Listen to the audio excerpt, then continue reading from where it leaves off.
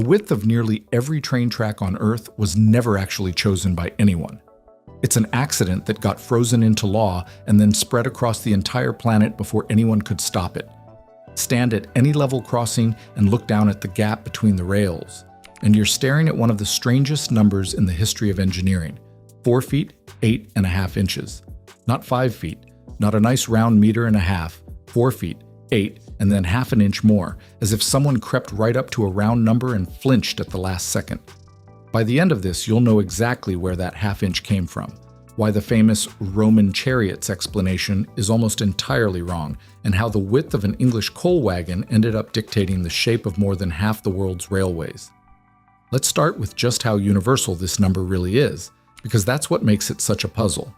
That exact figure, 4 feet 8.5, down to the half inch, is the gauge of around 60% of all the railways on the planet. China runs on it. Most of Europe runs on it. All of North America runs on it. Trains in countries that have never had anything to do with one another, separated by oceans and centuries and entirely different systems of measurement, all somehow agree on this one oddly specific gap between the rails. When something is that consistent across the whole world, your instinct is that it must be deliberate. Somebody somewhere must have run the numbers, done the engineering, and declared this the perfect width. It feels like it has to be the answer to a question. So here's the first thing that should bother you. There is no engineering reason for this number. None. If you sat down today with a blank sheet of paper and designed a railway from scratch, you would never ever land on 4 feet 8.5 inches. There's no law of physics hiding in it, no magic ratio, no optimal calculation that spits out that figure. In fact, engineers understood very early that a wider track has real advantages. A broader gauge lets a train run faster and more steadily, with more room for a big, powerful boiler slung low between the wheels and better stability through the curves. Wider was, in a lot of measurable ways, simply better. And people knew it at the time. The proof is a man named Isambard Kingdom Brunel, one of the greatest engineers of the 19th century.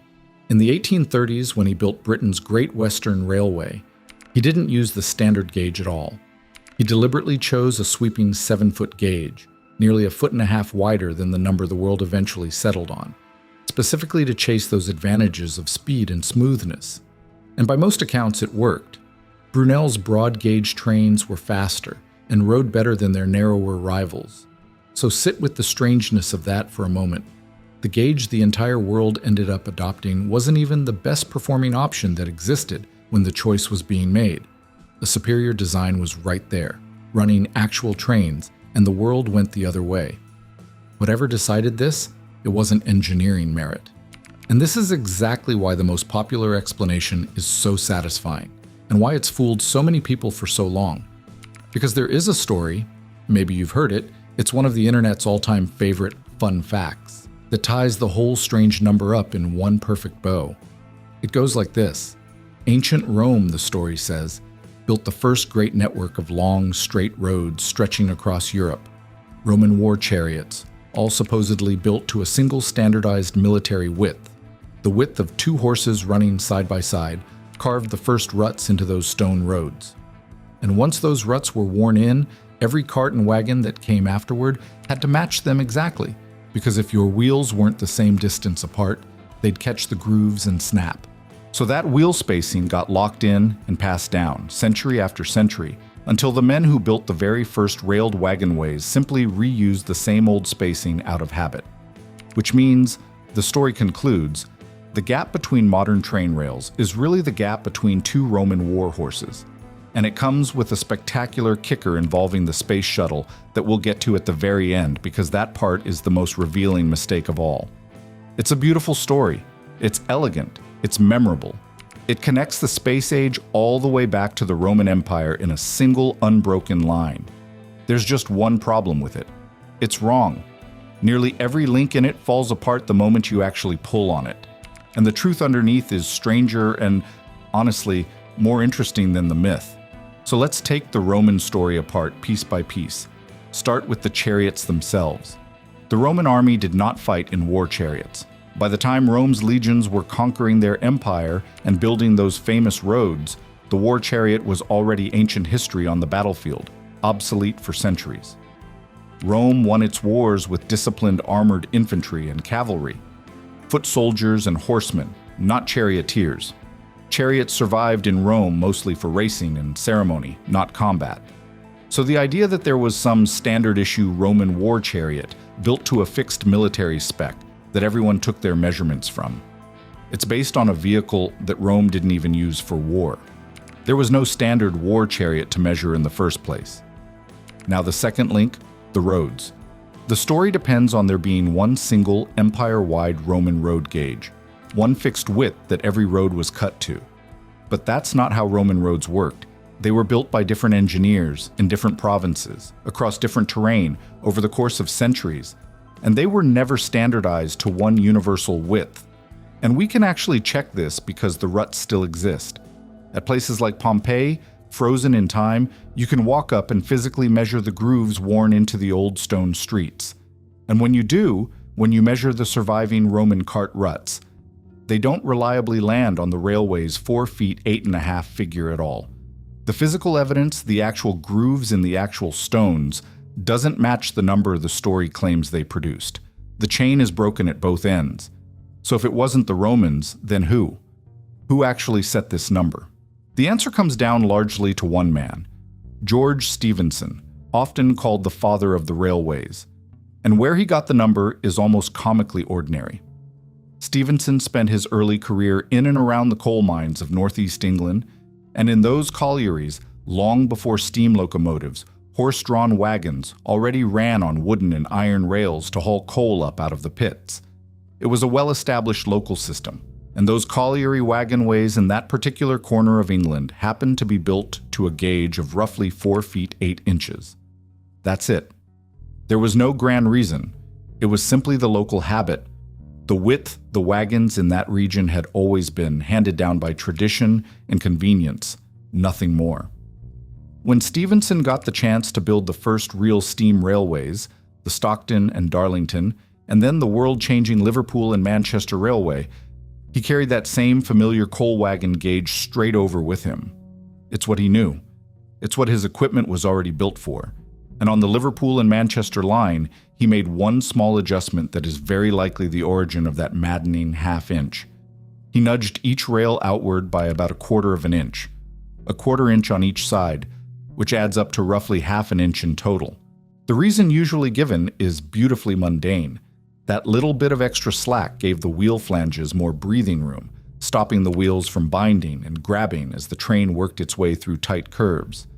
So the single most standardized measurement in the history of transport, the gauge that well over half the planet runs on today, very likely traces back to the width of a coal wagon in the English Northeast, plus a tiny 1/4 inch fudge to help a train get around a bend.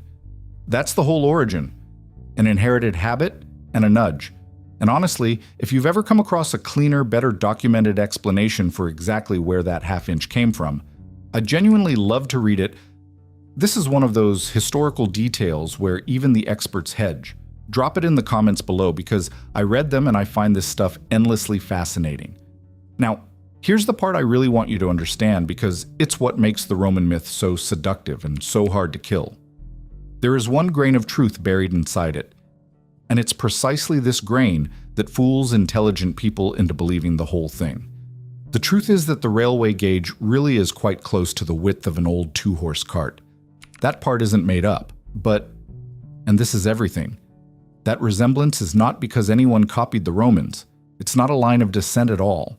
It's something far more interesting. It's convergent evolution. Think about what a Roman cart and a Georgian English coal wagon actually had in common. Both of them were pulled by 2 horses harnessed side by side. And 2 horses standing shoulder to shoulder in harness are simply about a certain width, roughly 4 to 5 feet across. If you're building a cart to be pulled by 2 horses, the body of that cart naturally wants to be about as wide as the animals pulling it, so the wheels end up spaced a certain distance apart, almost by necessity. A Roman engineer solving that problem and an English colliery builder solving that same problem, 18 centuries apart, with no knowledge of each other, arrived at roughly the same answer, because they were both constrained by the width of 2 horses. Same constraint, same solution, completely independently. The resemblance between a Roman rut and a railway track is real, The family tree connecting them is entirely imaginary. It's like two unrelated animals evolving the same shape because they live in the same kind of environment, not because they share an ancestor. So we've established that the number was basically an accident, an inherited coal wagon width with a nudge. Which raises the biggest question of all.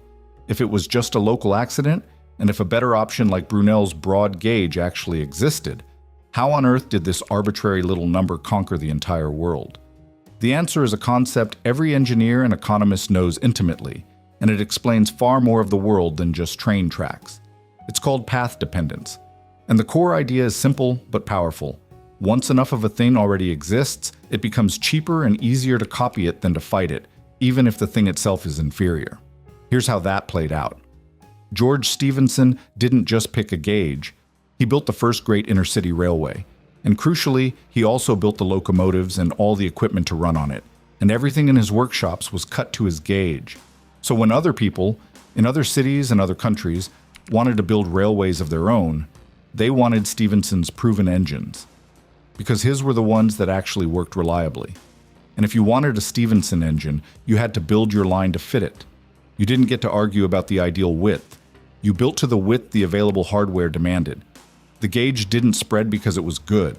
It spread because the machines spread, and the machines carried the gauge along with them like a stowaway. Every new line built to match Stephenson's engines made it that much more likely the next line would match too. But it wasn't a clean sweep, and it wasn't unopposed. Brunel's superior 7-foot broad gauge was still out there, still genuinely winning on speed and comfort. And for a while, Britain had two incompatible systems growing side by side. And wherever those two systems met, the result was pure chaos. Picture it. A train full of passengers and freight comes rolling in on the broad gauge and simply cannot continue because the tracks ahead are the narrower standard gauge and the wheels physically do not fit. So everything, every passenger, every trunk, every crate of goods, every animal, has to be physically unloaded from one train and reloaded onto another, just to cross that invisible line where the gauges changed. It was slow, it was expensive, it was maddening, and it happened over and over. The British press of the day had a name for the whole mess. They called it the Gauge War. By the mid-1840s, it had gotten bad enough that the government had to step in, and in 1845, a royal commission was set up specifically to settle the fight once and for all, to decide which gauge Britain, and by extension much of the world it was busy connecting by rail, would standardize on. And here's the detail I find almost too perfect. The commission actually called in Robert Stephenson, George's own son, to defend and justify the family's gauge. And by the accounts we have, he couldn't really do it on the merits. He essentially conceded that there was no good engineering reason for such a strange, arbitrary number. He couldn't stand up and claim it was the superior design, because it wasn't, and the commission agreed with him. They openly, explicitly acknowledged that Brunel's broad gauge was the better engineering, faster, steadier, the genuinely superior system. And then, having admitted all of that, they recommended scrapping the better design and standardizing on the worse one anyway. Why on earth would they do that? For exactly one reason, and it's path dependence in its purest form. By the time they were making the decision, there was already something like 8 times more standard gauge track laid down in Britain than broad gauge track. It didn't matter that broad gauge was better. There was simply too much of the other kind already in the ground. Ripping it all up and rebuilding it would have been ruinously expensive, and converting the smaller amount of broad gauge was the far cheaper path. The best option lost, not on quality, but on sheer accumulated momentum. So in 1846, the British Parliament passed the Gauge Act, and with the stroke of a pen, an accident became the law. The coal wagon width from the northeast of England, inherited by habit, nudged by a quarter inch, spread by hardware, was now the officially mandated standard. And from there, British engineers and British locomotives carried it out across the entire globe, building railways on every continent to the gauge Britain had just locked in. A measurement that started life as the width of a horse-drawn coal cart in a corner of England became the gauge of over half the planet. Not because it was right, but because it was there first and there was too much of it to undo. Which finally brings us to that Space Shuttle kicker I promised you. Because it's the most revealing mistake in the whole myth. And once you see why it's wrong, you understand the entire subject better. The famous version of the story claims that the Space Shuttle's solid rocket boosters were built to a particular width because they had to be transported by train, and the train had to pass through a tunnel, and the tunnel was sized to the track gauge. So, the story triumphantly concludes, even a piece of cutting-edge spacecraft was ultimately shaped by the backside of 2 Roman horses. It's the perfect ending to the myth, and it collapses the instant you understand one distinction. The trick is that the story quietly swaps 2 completely different things that just happen to both be called gauge. The first is track gauge. That's the thing we've been talking about this whole time, the narrow gap between the 2 rails, 4 feet 8.5 inches. The second is something entirely separate called loading gauge, and that's the measure of how big a load you can physically fit past everything alongside and above the track, the bridges, the platforms, the tunnels, the signals. These 2 things are genuinely not the same. And here's the key point most people miss. They aren't even tightly linked. You can run an enormous wide load on surprisingly narrow rails. The width of the cargo is limited by the tunnels and bridges around the track, not by the little gap between the wheels underneath it. And that's exactly what breaks the shuttle story. The shuttle's rocket boosters were far, far wider than the rails they were shipped on. They traveled as massive pieces of oversized freight, dwarfing the track beneath them. Yes, tunnel clearances were a real engineering constraint the designers had to work around. But that constraint is the loading gauge doing the work, the size of the tunnels, not the track gauge, not the 4 feet 8.5 gap between the wheels. The myth takes a real limitation. Tunnels are only so big, and falsely pins it on the wrong measurement, the rail spacing, to complete its neat little chain back to Rome. It's wrong in the most instructive possible way, because untangling it teaches you the difference between the 2 gauges, a distinction that actually matters enormously in real railway engineering. So, after all of that, here is what that quiet gap between the rails at your local crossing really is. It isn't Roman. It wasn't handed down from ancient chariots. And it was never at any point actually chosen by anyone as the right answer. It is the width of a horse-drawn coal-wagon from the northeast of England, pushed outward by 1/4 of an inch to help a train round a bend, frozen into law by a parliament that had grown tired of the arguing and just wanted the fighting to stop, and then carried around the entire world on the backs of British steam engines. The reason 4 feet 8.5 inches feels so arbitrary when you measure it is beautifully simple. It's because it genuinely is arbitrary. No one ever sat down and decided it was correct. They inherited it, they nudged it, and then there was simply too much of it in the ground to ever change. The most standardized number in the entire history of human transport turns out to be an accident that grew too big to undo, a 200-year-old habit that the whole world is still, quite literally, running on today.